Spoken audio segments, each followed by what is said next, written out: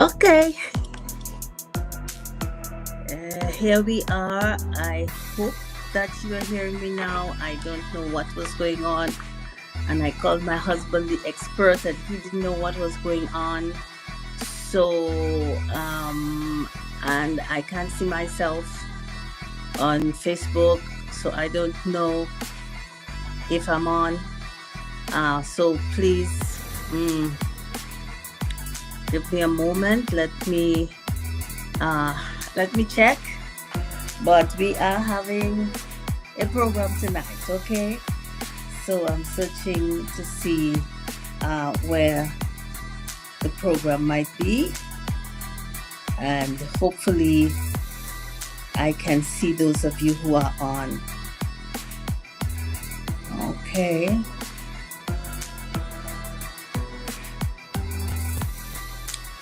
Okay,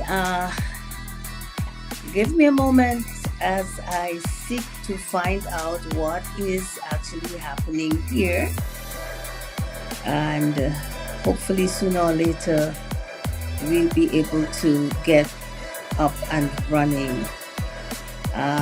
Okay, let me see if this is the right one. That's saying I was live. Thank you, Jesus. Ooh.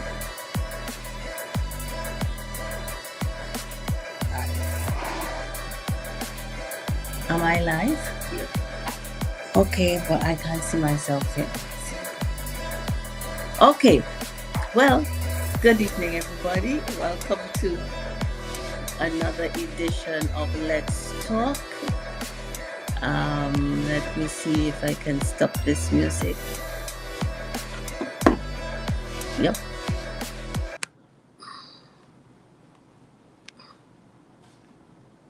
Just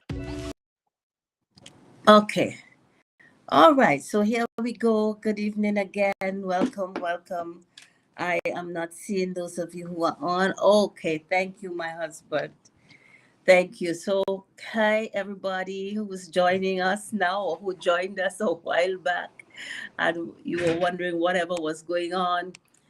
So that's Gladys. Of course, faithful brother Angle has been on. I saw when you were texting my husband to tell him there's no sound, brother Angle. Well, we didn't know why there wasn't any sound. And oh, Camille, how are you doing? How are you doing? Is everything okay with you now? I trust that all is well. I trust that everything is going fine with your studies and that you're ready to get into the air.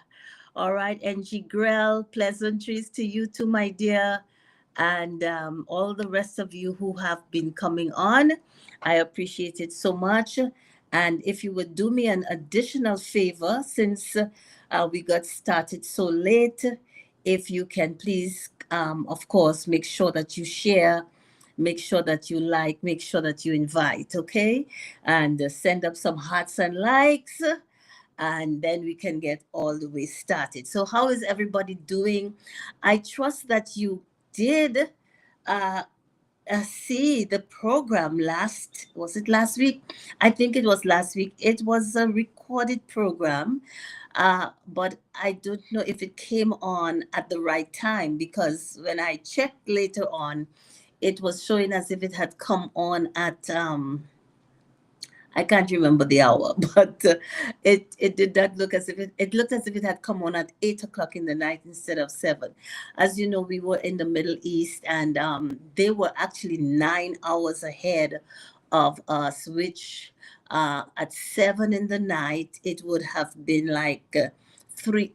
7 to 8 to 9 to 10 to 11 to 12 to 1 to 2 to 3 to 4, it would have been like 4 o'clock or 3 o'clock in the morning. uh no, that would have been the opposite. Yeah, that would have been the right way. I could never get these things corrected. So that was the reason that I did a recorded program. But I did have uh Bell Kazna, and she was sharing some wonderful things. If you did not see it, you please search for it, go back and look for it, because she was, I was asking her some very pertinent questions as to how she functioned, and as first of all as a doctor, as a professional woman, secondly as a Christian, in a culture that was totally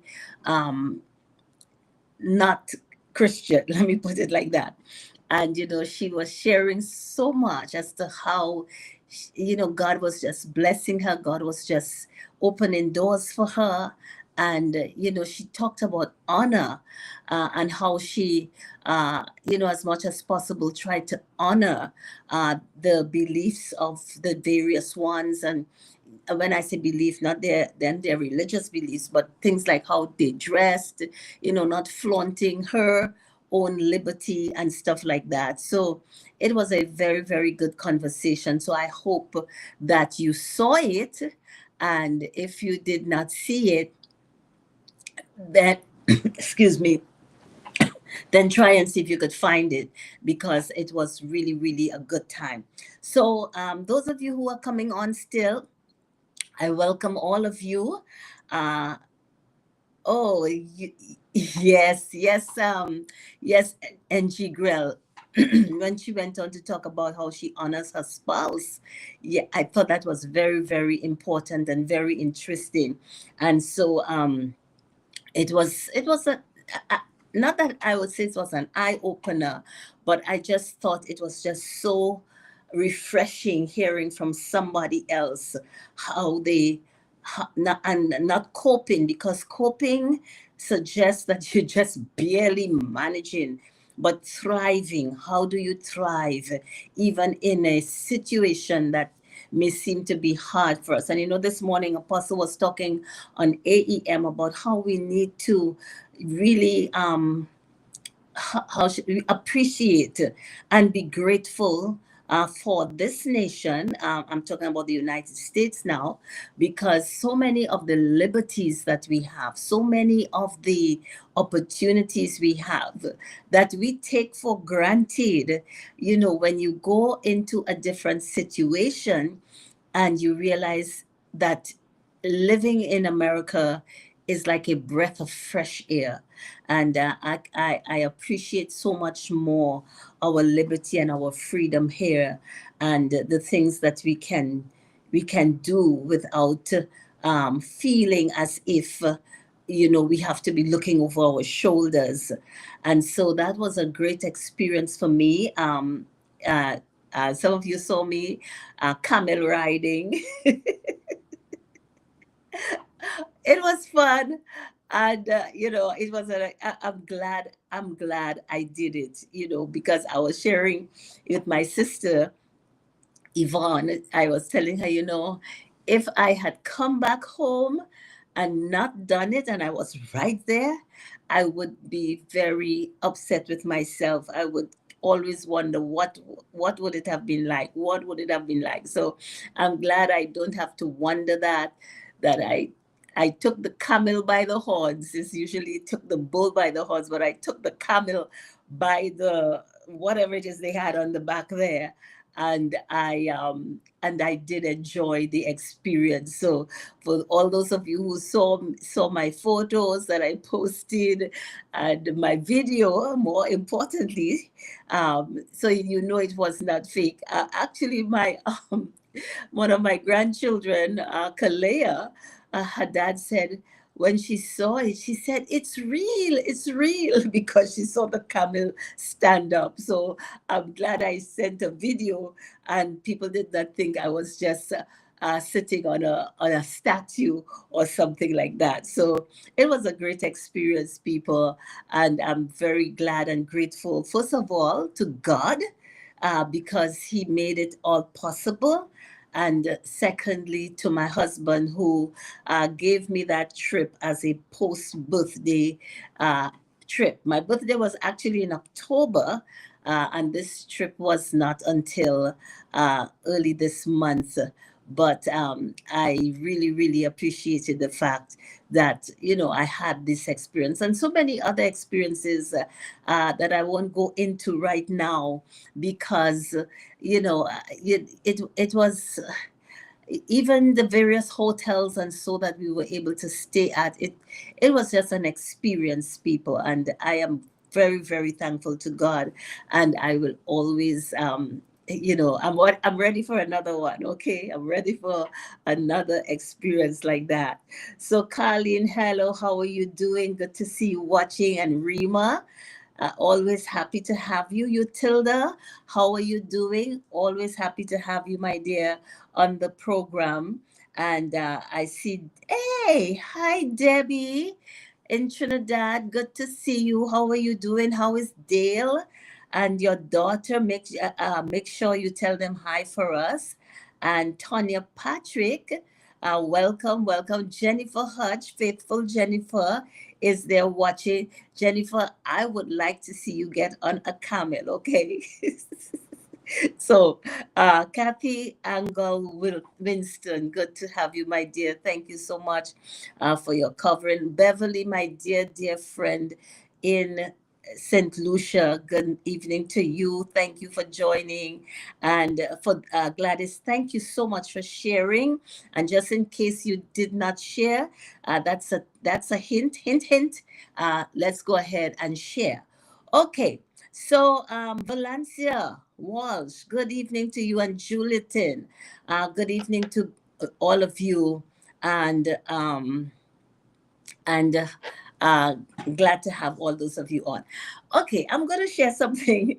It's from uh, that actually the Lord shared with me early this morning, because how many of you know when you get into a different, when you come out of a different time zone, especially one that was so far ahead of you, you tend to be all thrown out of whack. So I have actually been up since 2 o'clock this morning. And but while I was up, I decided, hey, I'm up already. I might as well just get into the word. But something had triggered a thought in me, and I decided, hey, let me go downstairs. Let me write this down. And as we are approaching the season, especially well, we came out of Thanksgiving straight into getting ready for Christmas.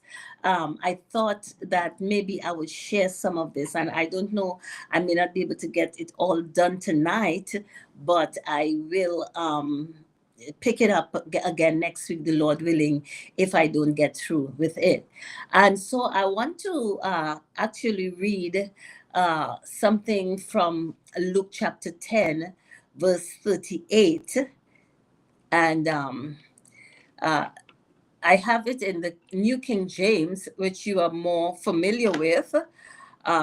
But I want to read it as well in the Passion Translation. Um, and it's a very familiar story. It's found in Luke chapter 10 from verse 38 to 42. And this is how it reads in the in the passion in the passion. I have it up in the New King James, but I do want to read it in the passion. So Jesus, of course, it says it happened. Okay. Let me get it here. I'm sorry, give me a minute. It's still scrolling up here. Yeah. Yeah.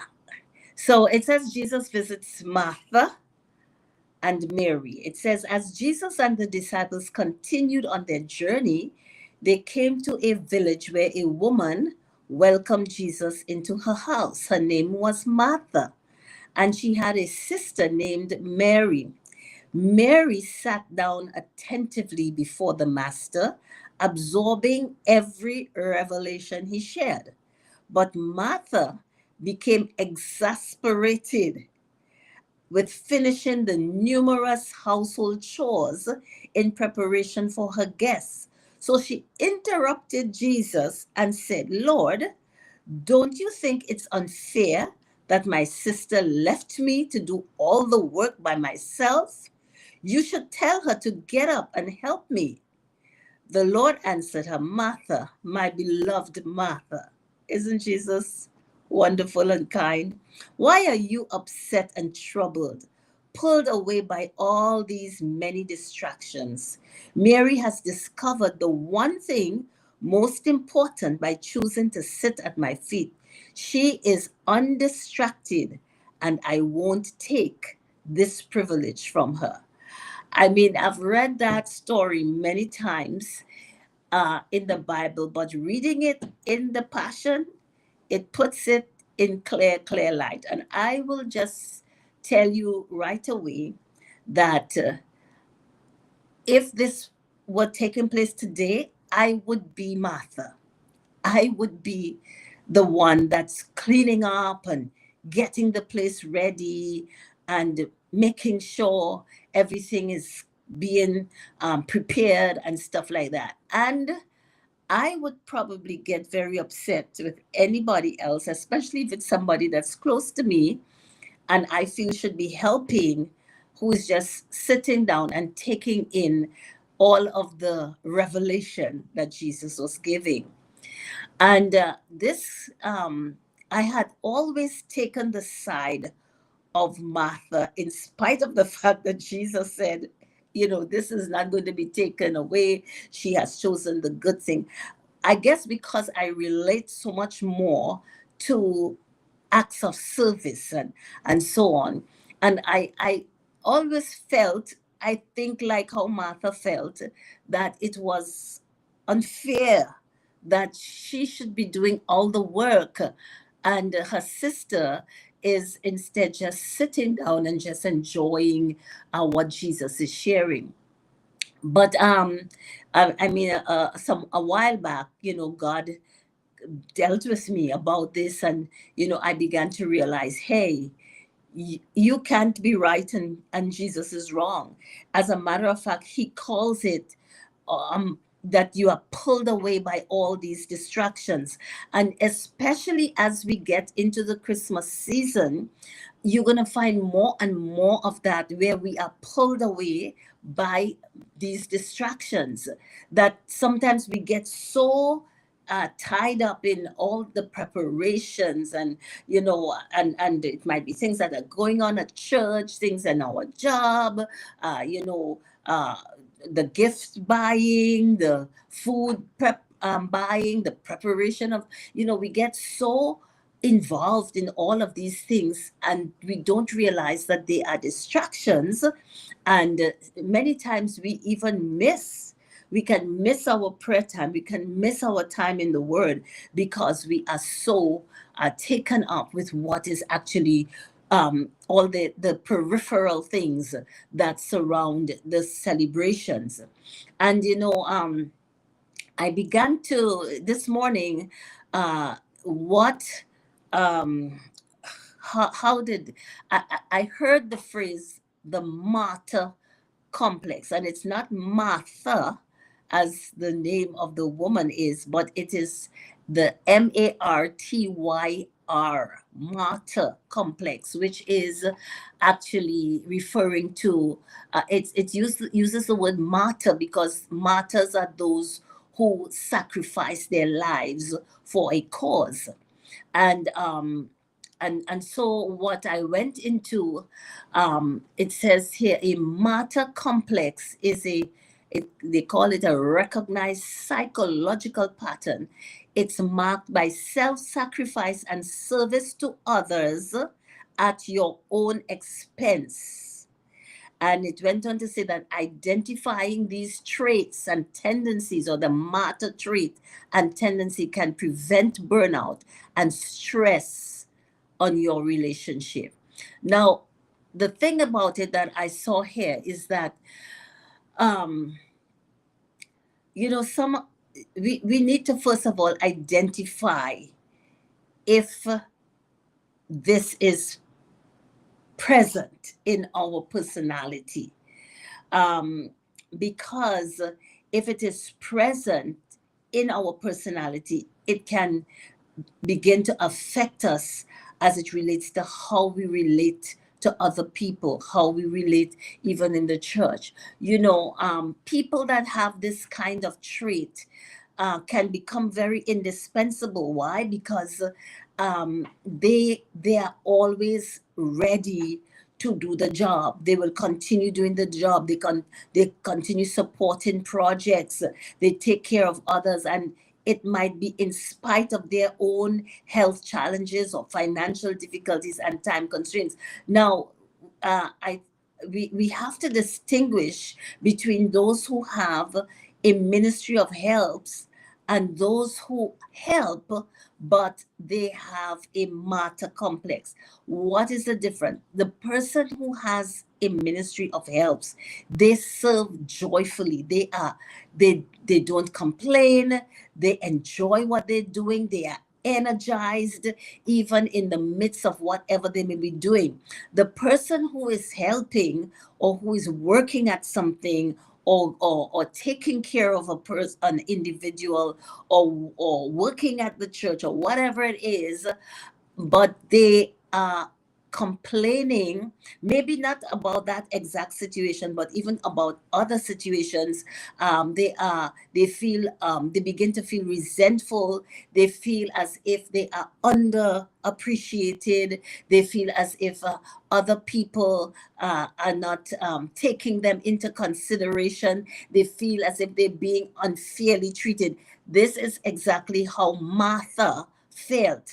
She felt she was serving, yes, but she was not serving from a place of joy. She was not serving from a place of, just being so honored to have Jesus. The scripture says she was frustrated. It says that she was, how does it put it? It says she became frustrated with finishing the numerous household chores in prep. And she was so frustrated that she actually interrupted Jesus in his teaching. That is to express just how frustrated she was.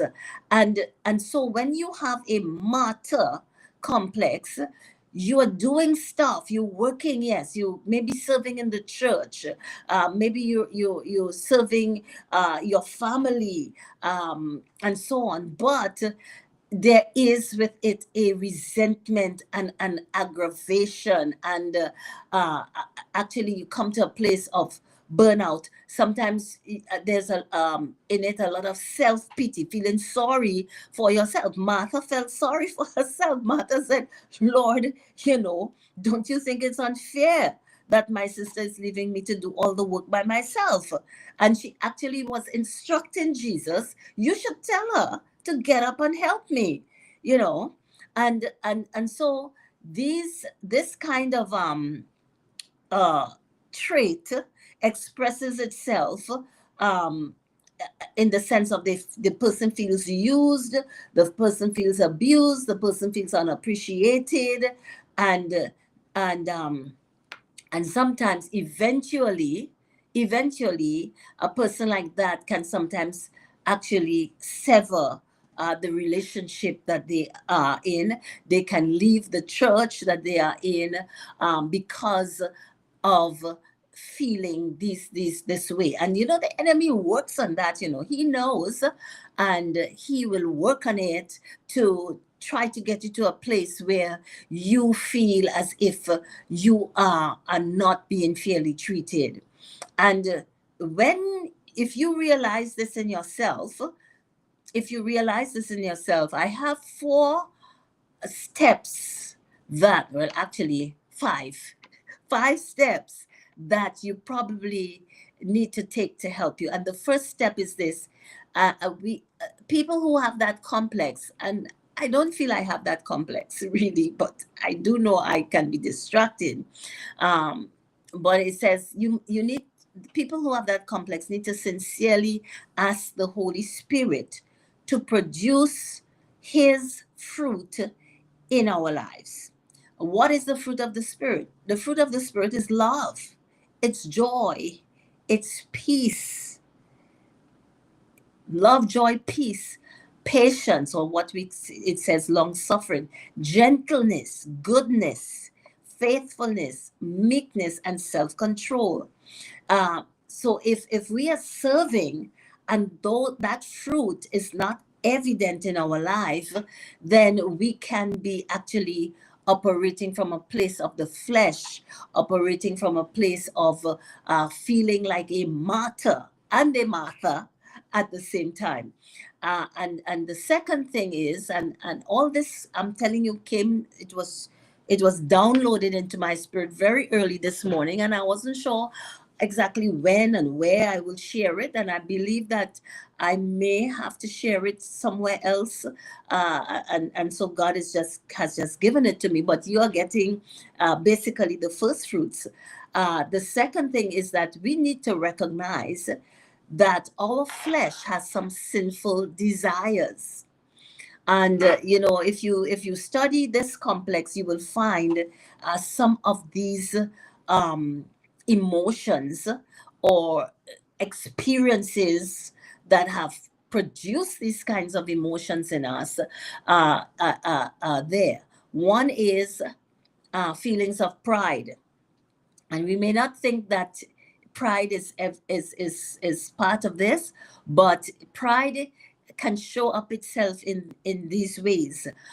When you feel as if nobody can do the job as well as you, and so you don't delegate. You don't, even if you're ready to drop on your face, you feel as if you have to be the one to get it done. So that can come from a place of pride.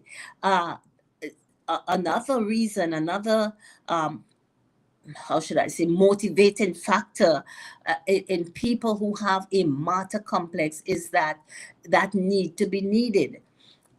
People like this, they need people to need them. And so uh, in some strange way, they they they overcommit themselves as a result of that. They overcommit themselves because there is this kind of how should I call it? It's they call it a codependency thing.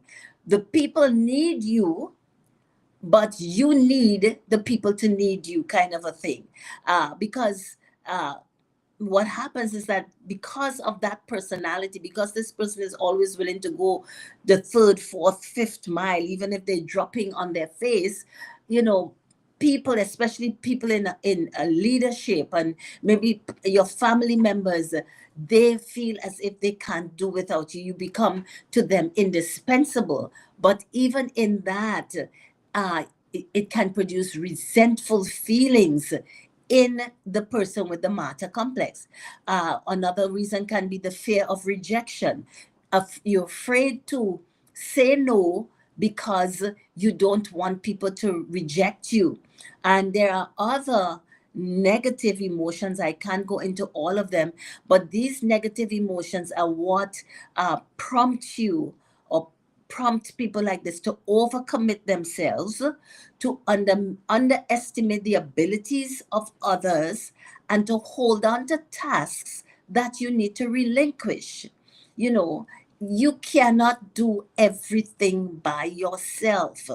That is why God put us in communities and families, and one of the ways that sometimes this shows itself up too, and I'm just sharing this, is and because it's Christmas, sometimes people who have this martyr complex, they purchase expensive gifts for others, uh, and it's not motivated by um, a truly giving spirit, but sometimes it's motivated from a place of wanting to impress others. Um, Even let's go back to Martha. What do you think was some of her thoughts going on there? Hey, Jesus is coming to my house. He's bringing all of these other men and women with him, because we understand that women traveled with Jesus as well. And my house has to look good. My house had, I need my house to look the best. uh, who is she thinking of there? She's not thinking so much of Jesus. She's not even thinking so much of her guests. She is actually thinking of how she looks, how this reflects on her. How is she going to look in the eyes of people? And that kind of thought that kind of thought process is what causes people like that to overwork themselves in preparation. And the more I'm talking here is the more I'm thinking, hey, you have some of this in you, Marcia. The third thing is, uh, and I'm going on a little later, but it's okay, please. We have to learn to school ourselves to say no. No, I'm sorry, I won't be able to this time. When you are being asked to do something or to give something that you already know you have committed yourself to something else. We are not God. We cannot be two places at the same time. So don't commit yourself to doing a job or something someplace, and at the same time you're committing yourself to take on a Herculean task that you know it's going, even though you feel you can do it, eventually you always fall into that trap and you end up not being able to get the thing done the way that you want it done, or you end up really bringing yourself almost to the point of a physical breakdown and exhaustion because you took on more than you could handle. um uh One of the fourth thing I'm going to suggest is that you get an accountability partner.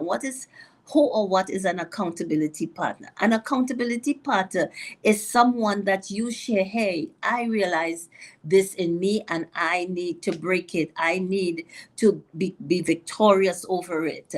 And I want you to help me. Can you help me in this? And what does it mean? It means to say that you're gonna be able to vent to that person, especially if you say, "Oh, they're asking me to do so much on the job, and my boss knows already that I'm doing this, and now she's giving me this, and this other person, you don't vent to your boss, so you vent to this person."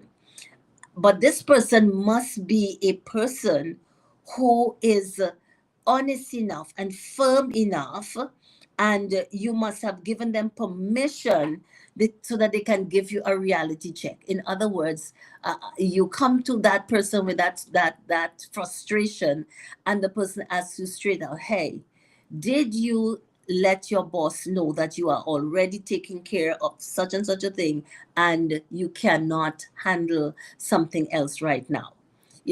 And so if you have to answer no to that, then that person gives you a reality check. Okay, well, then you don't need to be venting, you don't need to be frustrated, because this is something that you have allowed. And one of the things I learned long, long ago in my early adulthood: don't complain about what you allow. Do not complain about what you allow. Okay. And last of all, um if you are already bound in maybe a relationship or position that you feel is withdrawing more than is depositing, but you are committed to that relationship, you are committed to that organization, you need to schedule some frequent breaks, some getaways, some me time that gives you the opportunity to refresh yourself, to replenish yourself, and to re energize yourself.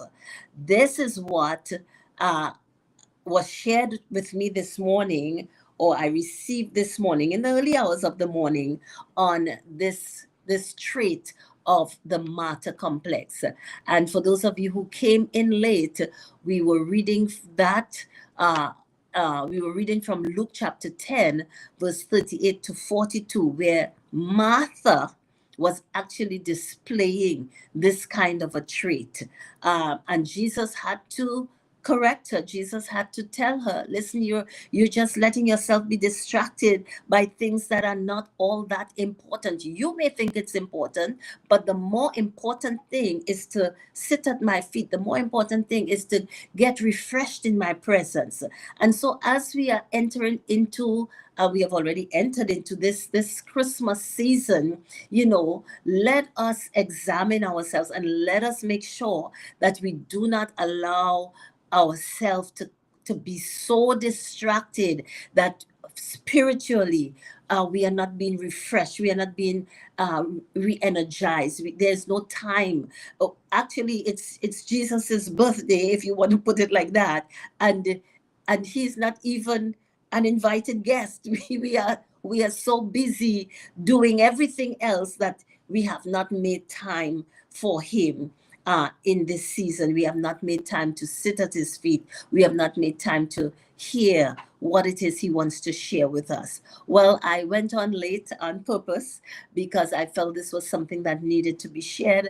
I don't know how many of you are receiving it, but I know that for myself, I need to, uh, um, just examine myself. I just need to look at why do I do what I do? What motivates me? Why do I feel as if I have to have the place spick and span? When somebody is coming, why do I feel as if I have to keep going until I'm almost ready to drop when I can simply say, hey, at this point, I don't think I can do anymore. I need to just stop right here. And he who fights, there's a saying, he who fights and runs away will live to fight another day. So if the dishes are not done that night, if the you have not swept uh, that last mound of dirt out of the house, it's okay.